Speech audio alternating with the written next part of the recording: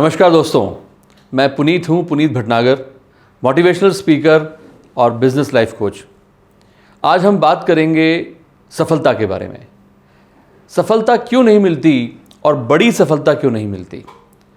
ज़रा कल्पना कीजिए एक बहुत बड़े हाथी की और एक कार की, और अब कल्पना कीजिए कि उस कार में वो हाथी बैठ गया है।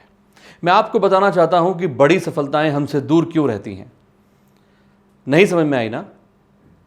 अरे भाई, पहले से ही दिमाग के अंदर ये बात फिट की जा चुकी है कि कार छोटी होती है और हाथी बड़ा होता है। इसी तरीके से ये बात हमें समझनी चाहिए कि ये जो हाथी है हमें फिक्स किया गया है हमारे दिमाग के अंदर। क्यों ऐसा नहीं हो सकता क्या कि एक बहुत बड़ी कार हो और उस बहुत बड़ी कार के अंदर एक छोटा सा हाथी हो? तो जिस तरीके से अभी तक हम सोचते आए हैं, अगर सफलता मिलनी होती तो वो सफलता हमें मिल चुकी होती। लेकिन हमें अगर बदलना है तो अपने सोचने के तरीके को बदलना पड़ेगा, और उसके लिए हमें किसी न किसी ऐसे व्यक्ति की ज़रूरत पड़ती है जो उस सफलता पर हो और जो हमारे लिए एक रोल मॉडल बनकर के सामने आ सके।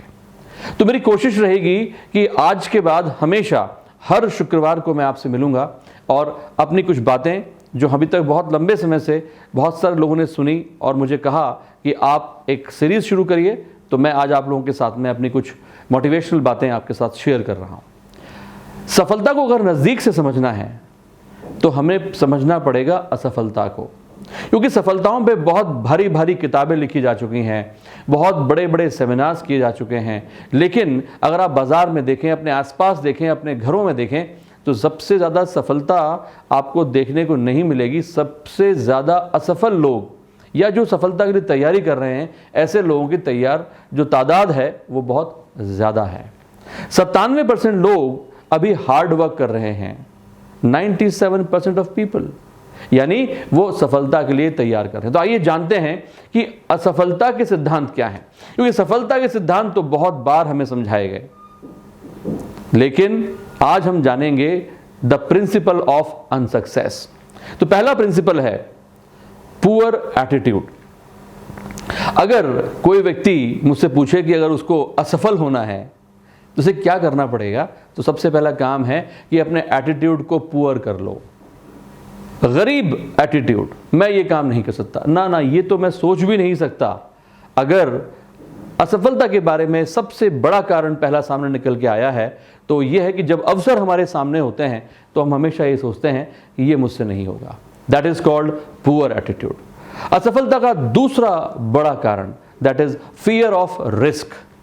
हमेशा बड़ा काम करने से पहले एक बड़े निर्णय की जरूरत होती है, और एक बड़ा निर्णय हमेशा अधिकतर देखा गया है विलंब से लिया जाता है। और ये विलंब से लिया गया बड़ा निर्णय की सबसे बड़ी वजह क्या है? उसकी बड़ी वजह है फियर ऑफ रिस्क। हमेशा मन में डर बना रहता है कि अगर फेल हो गए तो क्या होगा, अभी नहीं होगा तो कब होगा, ऐसे नहीं होगा तो कैसे होगा। तो जब जब आपके मन में ये आवाज़ आए कि ये कब होगा, कैसे होगा, कहाँ पर होगा, मैं सफल हो पाऊंगा या नहीं हो पाऊंगा, कैसे होगा, तो आपको अपने आप से कहना है होगा होगा होगा, और ज़रूर होकर रहेगा। और नंबर तीसरा कारण असफलता का है that is lack of motivation. बच्चे अधिकतर पढ़ना तब शुरू करते हैं जब एग्जाम सर पे आ जाता है, जब एग्जाम की डेट डिक्लेयर हो जाती है। तो मेरा आपसे ये कहना है कि आज हमने सफलता को एक नए नज़रिए से, नया चश्मा लगा करके देखा है, और वो चश्मा था कि हम असफलता को समझें, क्योंकि अगर हमने असफलता को ज़्यादा अच्छे से समझ लिया तो हमें सफल होने से कोई नहीं रोक सकता। मिलते हैं एक छोटे से ब्रेक के बाद। Wish you all the best. Signing off from the presentation area, this is possible Puneet Bhatnagar, a motivational speaker. Thank you, नमस्कार।